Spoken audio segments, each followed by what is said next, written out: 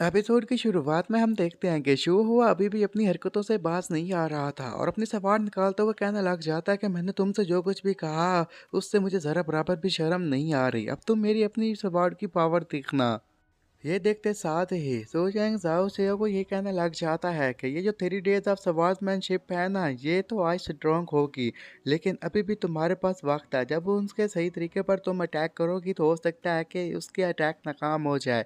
उसकी ये बात जाओ सियासी से समझ गई थी। जाओ अब सीधा जाकर उसी के वीकनेस पर अटैक करना शुरू कर देती है और ये देखने के साथ हुआ काफ़ी हैरान हो जाता है और कहने लग जाता है कि मुझे तो यकीन नहीं आ रहा आखिर इस फ्लास्क के बारे में कैसे पता चला। वो अभी भी उसका भरपूर तरीके से मुकाबला किए जा रही थी और ये सब कुछ देखने के साथ हुआ ये कहने लग जाता है कि लगता है कि इस ब्लाइंड कैट के पास कुछ तो ऐसा आ चुका है जिसकी वजह से ये मेरी कमजोरियों के बारे में जान चुकी है।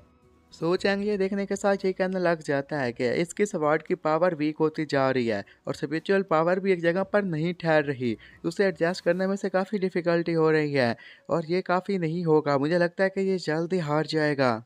जाओ अब इस फाइट को लेकर काफ़ी ज़्यादा सीरियस थी। जब उसके पास एक अच्छा मौका होता है इसी के साथ ही वो हुआ को एक ज़ोरदार किक दे मारती जिसे बर्दाश्त कर पाना हुआ के लिए काफ़ी मुश्किल काम था। वो पीछे हट ही रहा था कि तभी ही जाओ उसके ऊपर अब हर तरह से अटैक करने लग जाती है। उसने कैंडल ड्रैगन का इस्तेमाल किया था, गो टू द स्टार्स का इस्तेमाल किया था और बाकी भी इस तरह की तकनीक का इस्तेमाल किया था। वो उसे जितना नुकसान पहुंचाना चाहती थी उतना नुकसान पहुंचा रही थी और इन सारी तकनीक की वजह से अब हुआ की हालत इतनी ज़्यादा ख़राब हो जाती है कि उसमें से काफ़ी सारा ब्लड बाहर निकल रहा था और उसके हाथ में जो सवार थी वो भी नीचे गिर जाती है और वो भी वहीं पर घुटनों के बल बैठ जाता है। उसमें इतनी हिम्मत नहीं थी कि अब वो उसके साथ फाइट कर सके। फिर सू चैंग सीधा हुआ के पास आता है और उसे कहने लग जाता है कि देखा तुम अपनी स्पिरिचुअल पावर का इस्तेमाल कर रहे थे और इसी स्पिरिचुअल पावर की वजह से तुम्हारी बॉडी में कितना ज़्यादा दर्द हो रहा है। अब देखो कि मैंने उसे कहा था कि वो तुम्हारे फ्लास्क के ऊपर अटैक करे और बार बार वो तुम्हें दर्द दिया जा रही है और इस दर्द को बर्दाश्त कर पाना तुम्हारे लिए मुश्किल है। तो मुझे बताओ कि क्या तुम्हें सब में मज़ा आ रहा है। वो उसके करीब खड़ा हुआ है, इसकी ये बातें कहे भी जा रहा था और इसके साथ मुस्कुरा भी रहा था, लेकिन उसके साथ घड़ी और साव अभी भी काफ़ी सीरियस थे। हुआ के लिए सच में अब ये सारी चीज़ें बर्दाश्त कर पाना काफ़ी मुश्किल था, तो वो उसके सामने झुक जाता है और उसके मुंह से भी अजीबोगरीब झागें बाहर निकल रही थीं। और वहाँ पर बैठे हुए एल्डर लोग जो कि ये फाइट देख रहे थे, जैसे ये सब कुछ देखते हैं उसी के साथ ही काफ़ी हैरान हो जाते हैं क्योंकि उन्हें अपनी आंखों पर यकीन नहीं आ रहा था कि यही सोचेंग जिसे उन्होंने निकाल दिया था अपने कंपेनियन को लेकर आ जाता है और यहाँ पर आकर इतना नाम कमा रहा है। फिर एडर लोग ये भी कहने लग जाते हैं कि इन्होंने जिस तरह हुआ को नुकसान पहुंचाया है सबको बर्दाश्त कर पाना उसके लिए काफ़ी मुश्किल था। और ये जो यहाँ पर सवार मास्टर मौजूद है ना, लगता है कि ये सारे लॉस के बारे में जानता है और ये इसके पास जो अप्रेंटिस है ये भी फ्यूचर में काफ़ी नाम कमाएगी क्योंकि इस सब की वजह से वो भी खुश था और जाओ भी काफ़ी खुश थी। वो अभी भी वहाँ पर खड़ा हुआ उसे अप्रिशिएट किया जा रहा था कि तभी उसकी मास्टर साइड पर आकर ये कहने लग जाती है कि मैंने इसके बारे में कभी भी नहीं सोचा था। तो वो दोनों उसकी तरफ फोकस करने लग जाते हैं। उसकी मास्टर ये कहने लग जाती है कि मैंने इसके बारे में कभी भी नहीं सोचा था कि तुम भी किसी लड़की में इंटरेस्ट होगी। आज मैं तुम्हें देख रहा हूँ तो इससे मुझे काफ़ी ज़्यादा हैरानी हो रही है। इतना सुनना ही था कि झाओ सीओ को काफ़ी गुस्सा आ जाता है और वो उसके मास्टर को ये कहने लग जाता है कि तुम्हें पता ही नहीं है कि सू चैंग मेरे बारे में क्या सोचता है।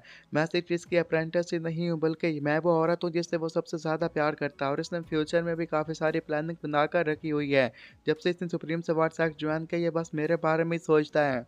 तो मासा ये बात सुनने के साथ ये कहने लग जाती है, ओह अच्छा तो ऐसी बात है, तो इसलिए मैं देख पा रही हूँ कि सो चैंग आज यहाँ पर काफ़ी अजीब बिहेव कर रहा था, पहले से काफ़ी स्ट्रेंज हो चुका था। तो उसकी बात सुनने के साथ ही सो चैंग हंसने लग जाता है। लेकिन जैसा ही उसने जाओ सीओ की तरफ देखा था जो कि काफ़ी गुस्से में खड़ी थी, अपने मन ही मन में ये कहने लग जाता है कि अगर ये मेरी मास्टर के साथ ऐसा ही बात करती रही तो मुझे उम्मीद है कि इन दोनों में लड़ाई हो जाएगी और यहाँ पर मैदान जंग बन जाएगा। तो इसलिए वो नहीं चाहता था कि दोनों के दरमियान फाइट हो। इस फाइट को रोकने के लिए वो झाओसियो को ये कहने लग जाता है कि पहले क्यों ना तुम जाकर रजिस्टर करवा लो फिर ही आकर बात करेंगे। और मन ही मन में ये कहने लग जाता है कि इन दोनों को फिलहाल सेपरेट करना ही सबसे बेहतर रहेगा। वो खैर इसके बारे में बात किए जा रहा था कि ताई किंग होली लैंड ली किंग सू वहाँ पर आ गया था और ये कहने लग जाते हैं कि सो चैंग अगर आप चाहें तो आप हमारे यहाँ आ सकते हैं। उनकी बात सुनने के साथ ही सो चैंग हैरान हो गया था। इतना ही नहीं बल्कि वहाँ पर क्यानजी होली लॉर्ड क्यानजू भी आ गए थे और वो भी चाहते थे कि सो चैंग उन्हें ज्वाइन कर ले।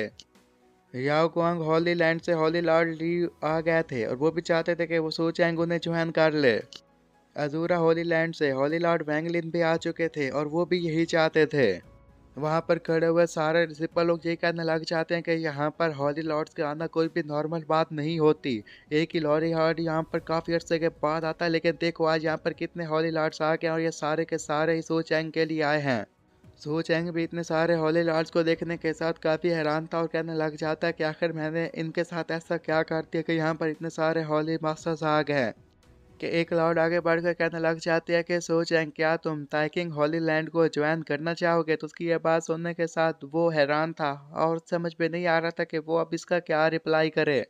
कि फिर एक गंजा लॉर्ड भी उसके पास आता है और कहने लग जाता है कि तुम दास ली को ज्वाइन कर लो ना। सो चैंग, मैं जानता हूँ कि तुम एक जीनियस हो और लाइफ लॉ के बारे में बहुत कुछ जानते हो, तो हम नहीं चाहते कि हम ऐसे बंदे को खो दें जो कि ऑल काइंड्स ऑफ लॉ के बारे में जानता हो। तो सो चैंग उसे कहता है कि अभी थोड़ा वेट तो करो।